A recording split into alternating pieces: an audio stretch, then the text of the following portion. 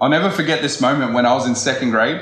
I grew up not knowing about Christmas. My parents never really did Christmas. They were immigrants, very poor. And not only that, they came from a culture where Christmas was different to how it's done here in Australia. I was in school in second grade and the teacher was talking about doing a Christmas project.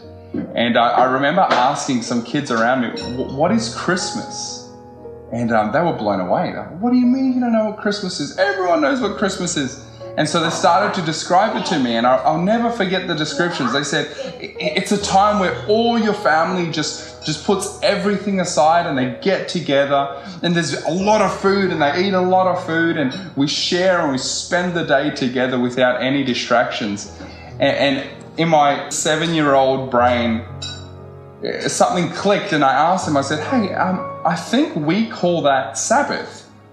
See, I grew up in a poor home, like I said, and so my dad, oftentimes he'd leave before the sun came up and come back well after midnight. And there would be weeks where I would just never see my father. Not because he didn't want to be with his family, he was struggling to put food on the table.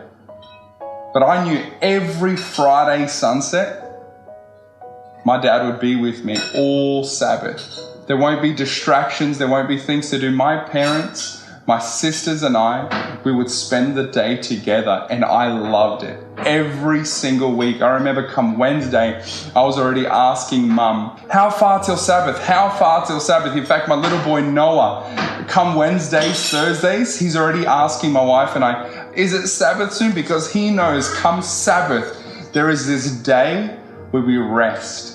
We don't do work, we put everything aside and we spend the day with our family and our Lord.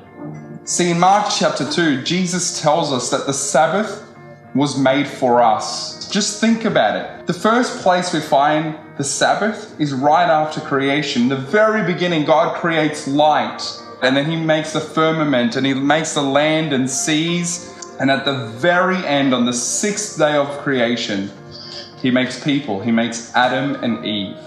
And the very first thing God does for them is give him the Sabbath. He gives him a day of rest. Now I want you to just pause and think about that. Adam and Eve had just been made. How much rest did they deserve?